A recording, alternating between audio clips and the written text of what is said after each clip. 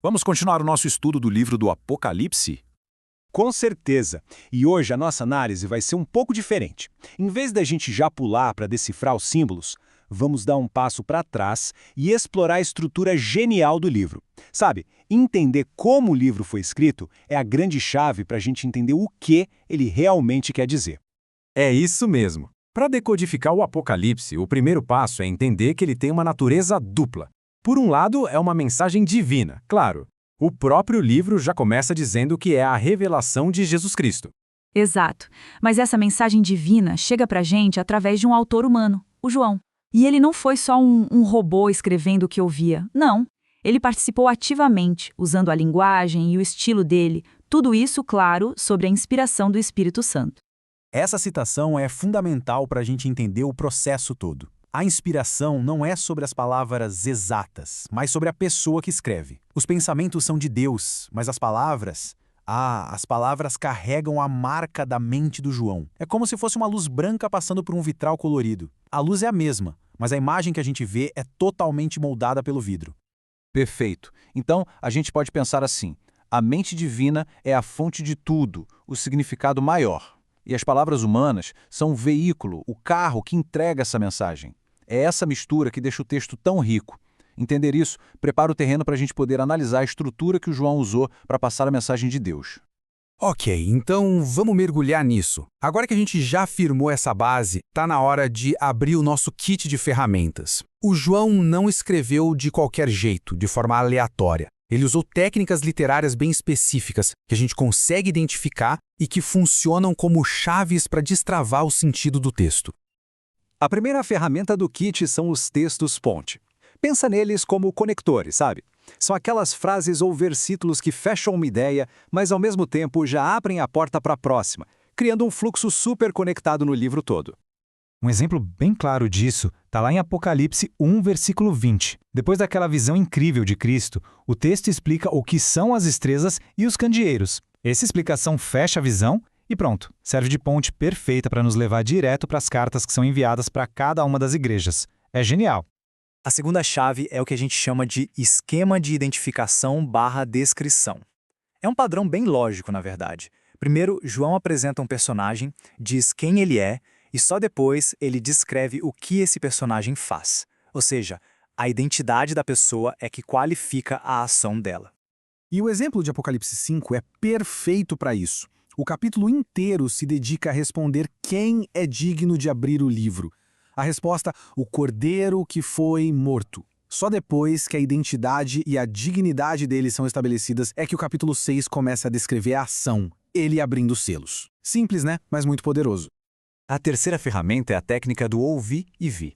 Essa é fascinante. Funciona assim: João ouve a descrição de alguma coisa, mas quando ele olha para ver, a imagem é diferente, só que é complementar. É como ter duas perspectivas da mesma verdade, uma pelo ouvido e outra pelos olhos.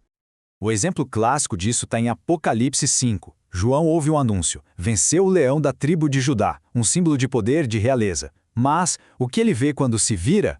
Um cordeiro, parecendo que tinha sido morto. As duas imagens são Cristo. Ele venceu como leão justamente através do seu sacrifício como cordeiro. A técnica revela as duas coisas: o poder de Cristo e o jeito como ele conquistou a vitória. Certo, agora vamos dar um zoom out. A gente estava olhando as ferramentas pequenas, né? Agora vamos olhar para os grandes mapas do livro, a arquitetura geral. Existem várias teorias sobre como o Apocalipse é estruturado como um todo, e cada uma delas nos dá uma visão bem valiosa.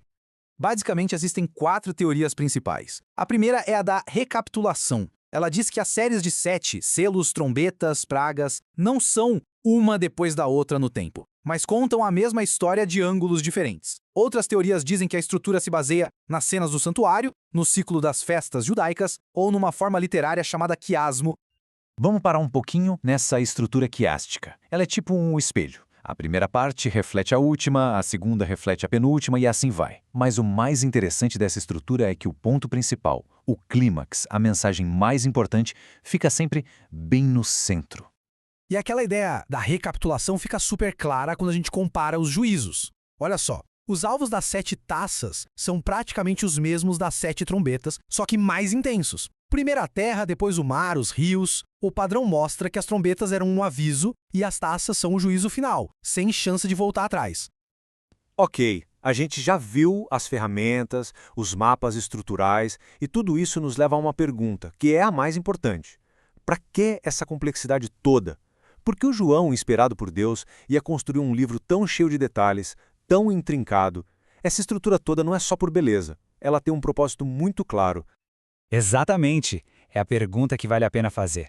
Com toda essa arquitetura literária, qual é a mensagem central que precisa ficar? O que, no fim de tudo, o autor quer que a gente enxergue acima de qualquer outra coisa? E aqui está a resposta. O ponto central é este. O foco de todo o livro, de cada símbolo, de cada pedacinho da estrutura, é Jesus Cristo.